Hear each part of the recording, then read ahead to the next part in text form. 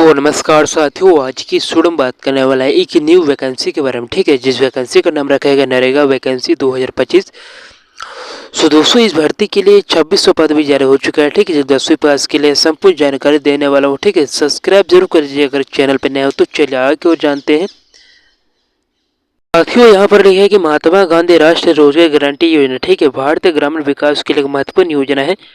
अब तक इस योजना के तहत एक नई भर्ती प्रक्रिया की शुरुआत हो गई है। हाल ही में नरेगा योजना के तहत भर्ती का नोटिफिकेशन जारी किया गया है और आवेदन की प्रक्रिया शुरू हो चुकी है।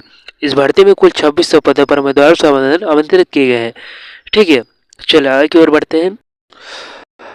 अब उसके दोस्तों बात करेंगे, अगर आवेदन करना चाहते हैं तो भर्ती का विवरण के बारे में जानेंगे। ठीक है, आवेदन शुल्क क्या रखा गया है, आयु सीमा क्या रखा गया है, शैक्षणिक योग्यता क्या है, आवेदन की प्रक्रिया को भी जानेंगे। और नरेगा भर्ती का आवेदन करना चाहते हैं तो इसका लिंक कहाँ से आप पा सकते हैं। ठीक है, चलिए संपूर्ण जानकारी जानने के लिए आते हैं नेक्स्ट पेज पर। तो सबसे पहले दोस्तों यहाँ पर लिखा है कि नरेगा भर्ती का विवरण के बारे में। तो नरेगा योजना के अंतर्गत इस बार 2600 पद पर भर्ती की जा रही है। ये पद कनिष्ठ तकनीकी सहायक और लेखा सहायक के लिए है। कनिष्ठ तकनीकी सहायक के लिए 22 पदों पर नियुक्ति की जाएगी। ठीक है, जबकि लेखा सहायक के लिए 400 पद पर निर्धारण किया गया है। इन दोनों ही पदों पर उम्मीदवारों को संविदा आधार पर नियुक्ति किया जाएगा। आवेदन की प्रक्रिया 8 जनवरी 2025 से शुरू होगी और यह 6 फरवरी तक चलेगी। इसलिए इच्छुक उम्मीदवारों को समय रहते आवेदन करना होगा। आवेदन के ऑनलाइन माध्यम से किया जा सकता है। ठीक है, इसके लिए आवेदन शुल्क भी निर्धारित किया गया। ठीक है, तो चलिए जान लेते हैं आवेदन शुल्क को। तो यहाँ पर दोस्तों लिखा है कि नरेगा भर्ती के लिए आवेदन शुल्क के बारे में। ठीक है, तो नरेगा भर्ती में सामान्य वर्ग के उम्मीदवारों के लिए 600 रुपये का आवेदन शुल्क लिया जाएगा, जबकि अन्य श्रेणियों के उम्मीदवारों को 400 रुपये का शुल्क देना होगा। यह शुल्क ऑनलाइन माध्यम से जमा किया जाएगा। ठीक है, ठीक है, साफ साफ लिखा गया है। सामान्य वर्ग के लिए जो जनरल से आते हैं 600 रुपये रखा गया है। ठीक है, जबकि अन्य श्रेणियों के उम्मीदवारों के लिए 400 रुपये देना होगा।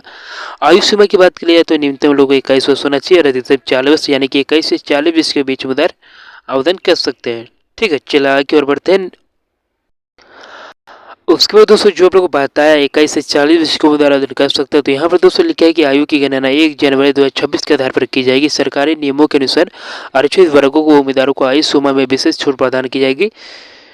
ठीक है, अब शैक्षणिक योग्यता की बात कर लेते हैं इस भर्ती के बारे में। तो यहाँ पर जिस प्रकार से लिखा गया है कि सबसे पहले लेखा सहायक के पद के लिए उम्मीदवारों को किसी भी मान्यता प्राप्त विश्वविद्यालय से स्नातक पास होना चाहिए। ठीक है, साथ ही RSCTI कंप्यूटर डिप्लोमा की आवश्यकता है। दूसरा, कनिष्ठ तकनीकी सहायक, तो उम्मीदवारों को किसी मान्यता प्राप्त संस्थान से BA या BTech की डिग्री होनी चाहिए। ठीक है, तो ही आप इस पर भर्ती के लिए एलिजिबल हो सकते हैं।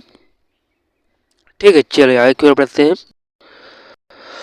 अब यहाँ पर दोस्तों लिखा गया है कि नरेगा भर्ती में आवेदन की प्रक्रिया के बारे में। तो इस भर्ती के लिए आवेदन ऑनलाइन माध्यम से किए जाएंगे। उम्मीदवारों को 8 जनवरी 2025 से 6 फरवरी 2025 के बीच आवेदन करना होगा। ठीक है, तो आवेदन करते समय सभी आवश्यक दस्तावेजों को अपलोड करना होगा और सुनिश्चित करना होगा कि सभी जानकारी सही हो। ठीक है, अब यहाँ पर दोस्तों यहाँ पर लिखा है कि नरेगा भर्ती के लिए आवेदन का लिंक के बारे में। ठीक है, जिस प्रकार लिखेगी ऑफिशियल नोटिफिकेशन का लिंक पाना चाहते हो तो कमेंट कर दीजिएगा।